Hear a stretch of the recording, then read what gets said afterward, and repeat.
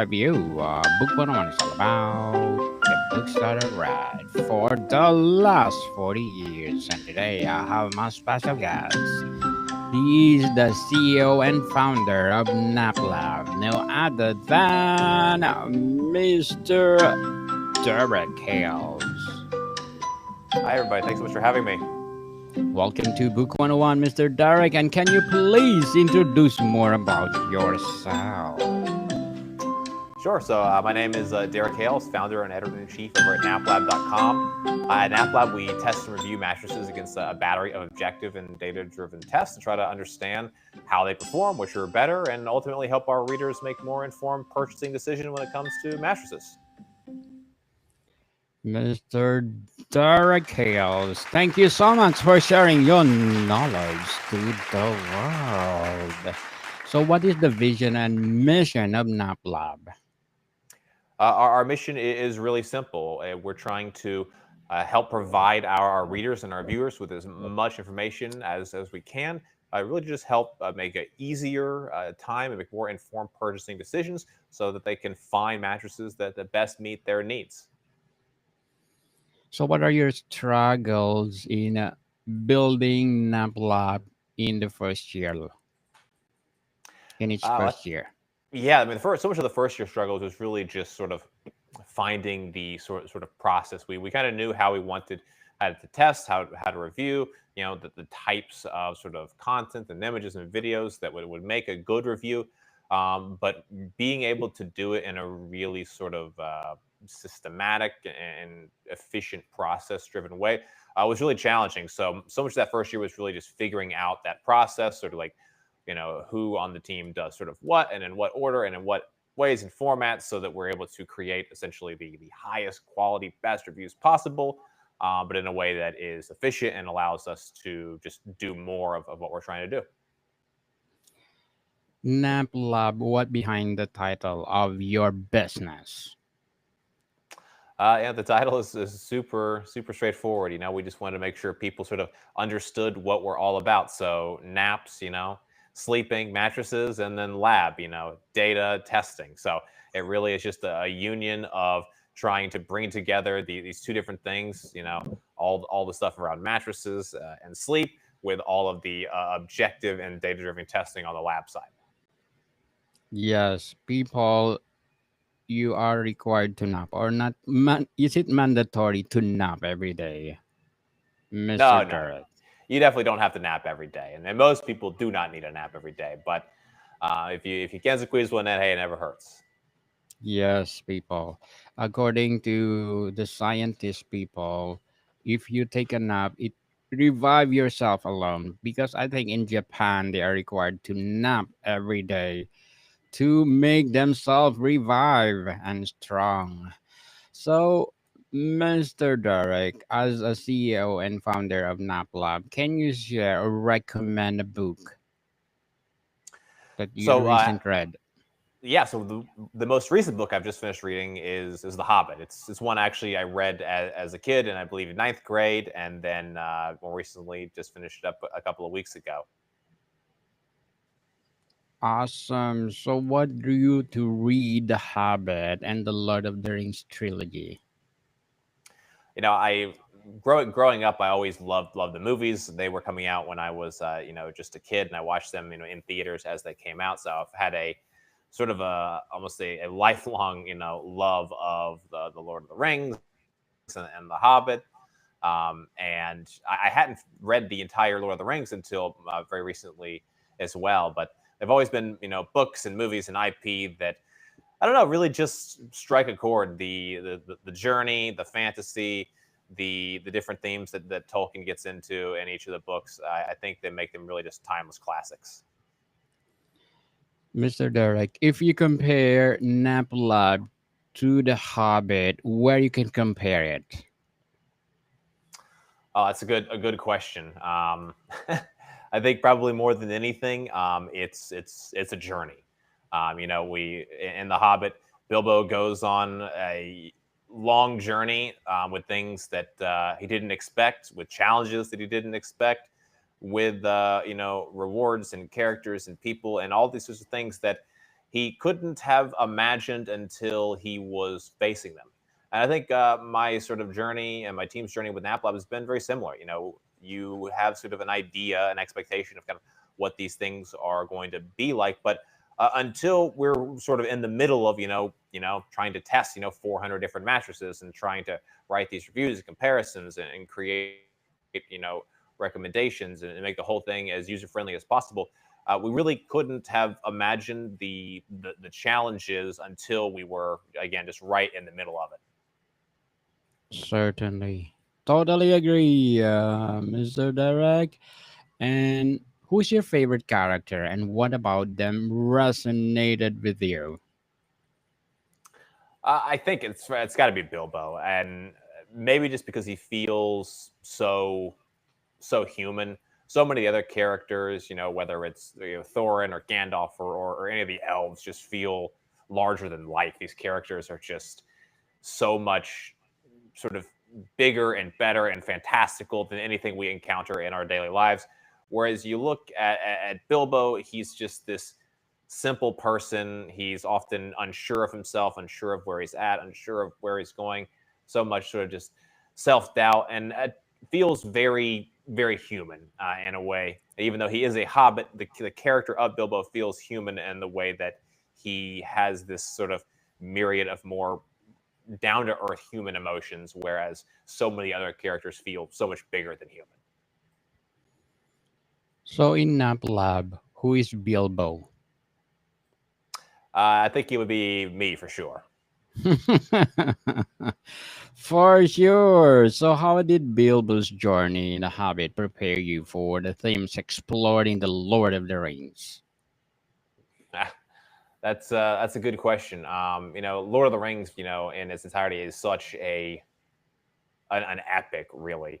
And I try to when I think about the themes of my sort of business life with the themes of the book, it almost feels like nothing in our daily lives could compare to the the grand sort of epicness of Lord of the Rings. It's such a giant story by comparison of like daily life.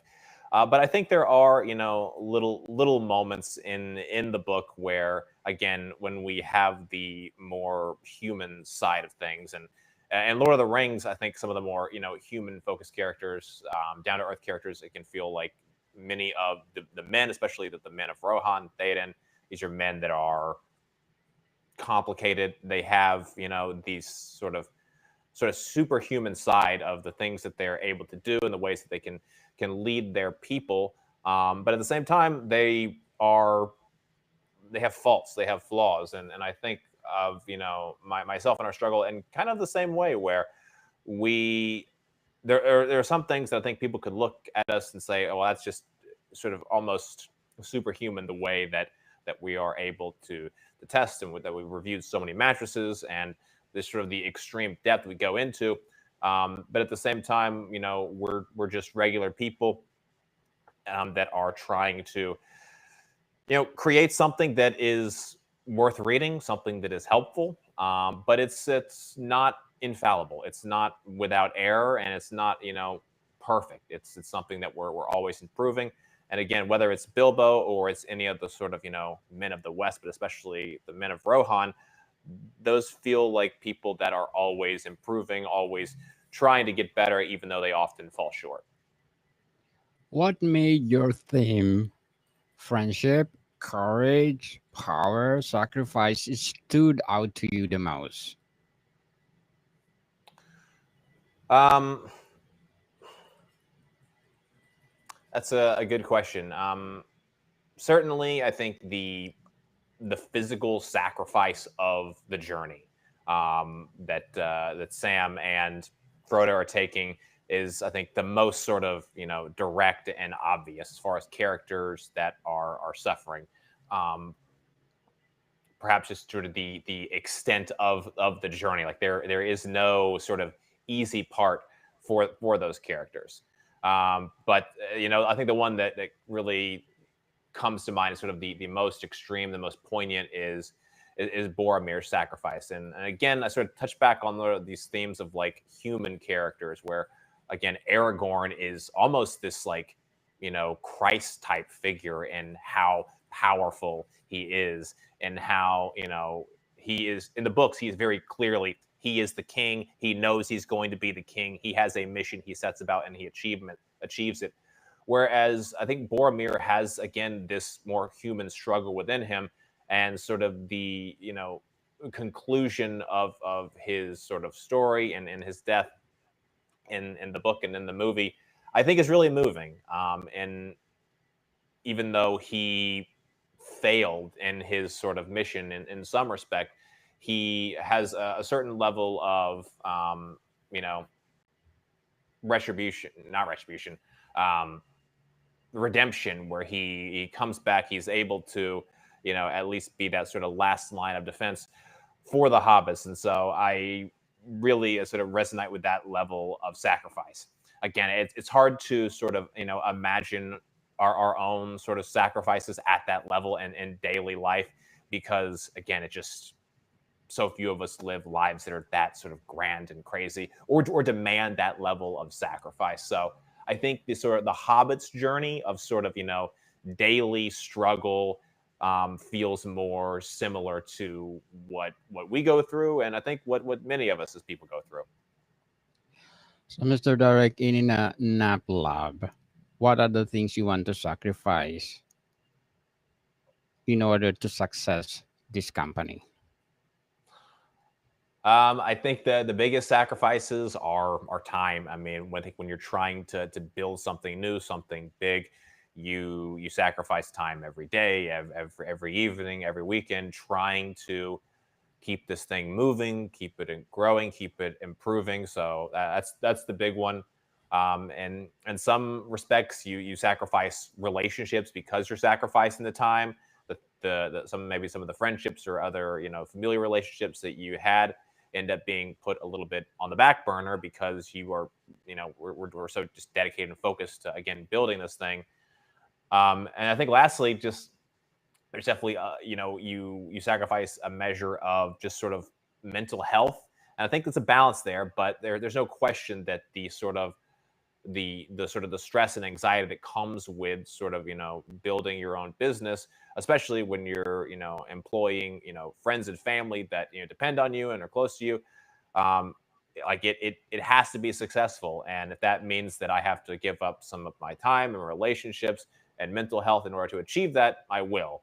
um at the same time, it's so important to have a balance in those areas as well. So I don't want it to seem like I've just completely disregarded those. I haven't. They are very much on the forefront of my mind daily, because without those things, it wouldn't matter if Nap Lab was successful.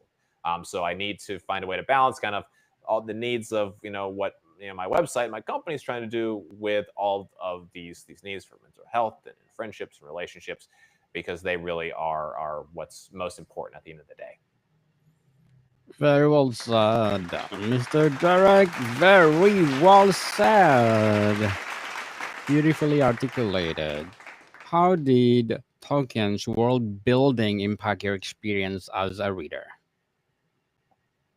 I think Tolkien's world is it's so big and it's so deep that it's easy to get lost in. I think that's what makes the read through Lord of the Rings and The Hobbit so enjoyable.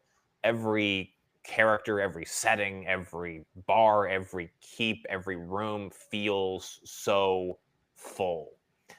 And when we sort of step back further, we look at like the wider sort of lore of Tolkien's Legendarium, it really feels again just so both deep and wide, that it feels real in a way that I think many other sort of fantasy books can feel a bit flat, or just when Tolkien starts talking about a character, that there is likely dozens if not hundreds of pages written about that character with backstory and their history and their family's history and their sort of geography's history. And it's we have all of this additional context that just makes the world feel really dramatic and big. Totally agree, Mr. Derek. Were there any moments that surprised you, even you already knew the general story? Nothing that came out as like a super big surprise, because I did already know much of the story. I think the most interesting thing between having watched the movies versus then reading the books is seeing the sort of the differences in the two. Sometimes they're more notable, sometimes they're more dramatic. I really like when we see sort of like these extra stories again, because the movies can't cover everything. So even like the simple stuff, we get into Bill Ferny and his sort of relationship at Bree, and the story with the hobbits. And I think that was just a really cool one, because he becomes this like big character in the minds of the hobbits, even though he was a relatively small character and therefore sort of not included in the book. So I really like the sort of the pit stop stories, where we get to see some of the extras that the books are able to cover. Which member of the fellowship did you find yourself rooting for the most? This is another hard one, because we sort of know where all of the individual characters end up, and so knowing where somebody's going definitely, I think, changes who I might root for. But I think Boromir would be the closest, and again, I think among sort of everybody in the Fellowship, Boromir feels the most human-like. Again, he's somebody that he is, a future steward, potentially.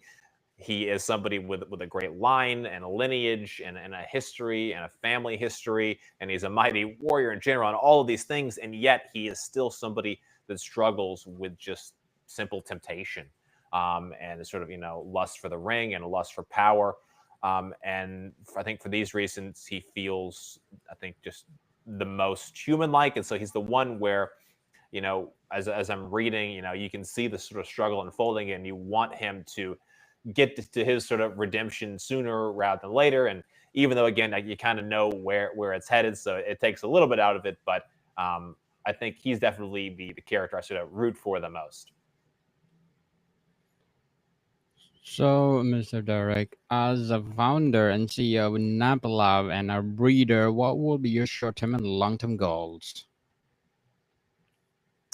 Our immediate goals are to just continuing delivering on what we do best, which is create amazing mattress reviews. So we're going to keep, testing, keep reviewing, and keep creating really the most in-depth, data-driven reviews we can. Whether that's, contextual reviews, comparisons, best of guides or videos, or anything in between. That is sort of our immediate short-term goal.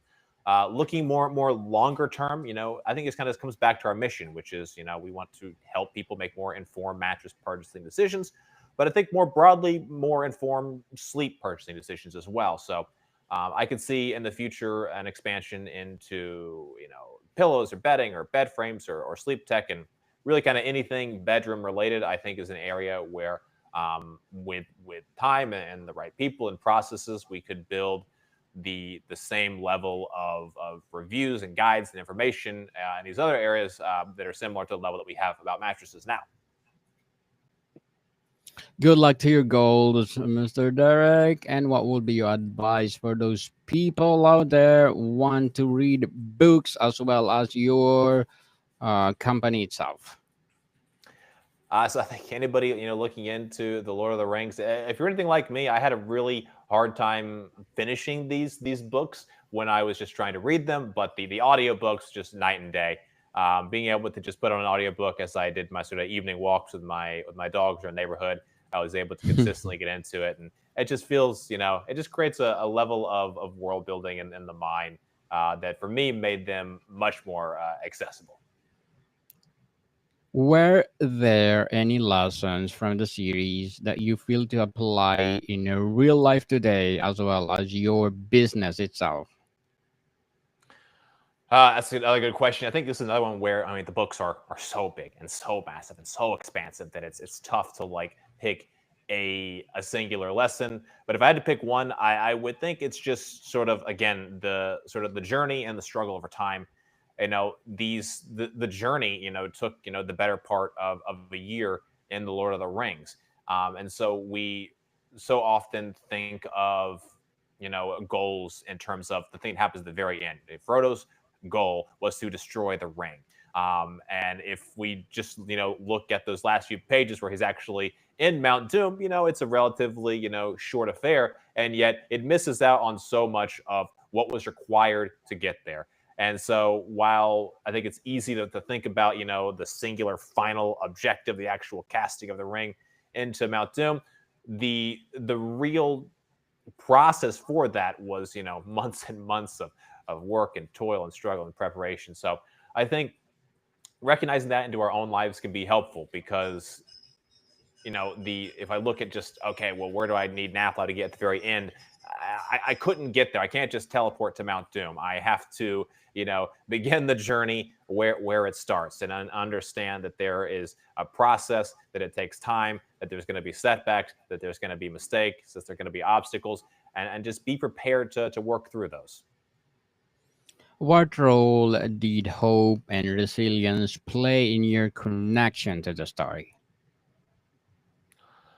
I try to have an optimistic outlook whenever I can, and be hopeful even when I don't feel like it. I try to maintain a level of optimism. So, I think generally speaking, a good just sort of mental outlook is helpful.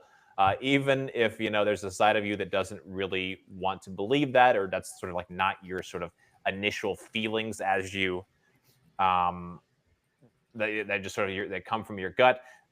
There is value into a more positive oriented mental outlook, and I think if you look at the things that you are thankful for, the things that are going well, the things that you're grateful for, that's a much better approach than thinking about the things that are not going well or that you don't have or that you're lacking. So I think focusing on what you can control, focusing on the things that are going well, even while you're still working to improve other areas that aren't going as good, is just a much better approach for your mental health. Very well said, Mr. Derek. Beautifully articulated. Did any quotes or passage stick with you after finishing the books? Codes or passes that we said. Yes, quotes. I'm sorry, I'm not sure that I understand the question. So, did any quotes or passages stick with you after finishing the books itself? Things that you remember that linger to your mind until now. Um, I think in in the Hobbit, the big thing is just the sort of the enormity of Smaug's wealth. I think is the thing that sort of stuck with me. There's so many interesting things in any of these books and movies, but that one sort of stuck to me, and maybe because I had recently read another article that was talking about like ranking the most wealthy fictional characters of all time in literature, and Smaug was number two. Of course, as a dragon sits on a mountain of gold, and yet they had in the same article compared it to U.S. billionaires in the U.S. and Smaug wouldn't even be in the top 10. He was like number 15, and I just think it puts into such context one how much wealth Smaug had in the mountain, and it's just enormous size, but also the level of sort of wealth accumulation and often sort of inequality of wealth in the U.S. and elsewhere. And I think it really puts that into context. Mr. Derek, before we wrap up our discussion for today, I'm inviting you to please do listen to my other podcast, Food 101, in its fifth season. People, fifth season with Chef Alessandro, one of his specialty chef in a five-star hotel in downtown Toronto. Please do listen to our latest episode. We are reading our letter senders all over the world. So please do listen, Food 101, wherever you listen your podcast. So, Mr. Derek, would you recommend reading The Habits before or after The Lord of the Rings and why? I would recommend it before. It's a much easier read, whether you're reading or listening, than The Lord of the Rings. But you still get a great feel for sort of Tolkien style and especially the world and the types of characters. It's also relatively short compared to Lord of the Rings, so it's a really easy one to get into and get through. And then if you like it, there's so much more with Lord of the Rings and the Silmarillion and some of other Tolkien's works as well. So I definitely say do The Hobbit first. Mr. Derek Hales, thank you so much for sharing your knowledge to the world and your business Naplab to the world. So, can you please invite our listeners to support your business itself? Absolutely. Yeah. If anybody is interested in the world of mattresses, visit us over at naplab.com. That's NAPLAB. There we have all of our reviews, comparisons, best of guides, and a whole lot more. If you're in the market for a mattress, we also have our Mattress Finder quiz where you answer a few questions about your needs, preferences. That goes straight to me. I then will recommend a personalized recommendation for you based on your needs, inputs, and budget. Yes, people, let's support Mr. Derek Hales because if you support him, more and more and more empowering business to come. So, Mr. Derek, thank you so much for your time. Thank you so much for having me. More to come, people. See you soon.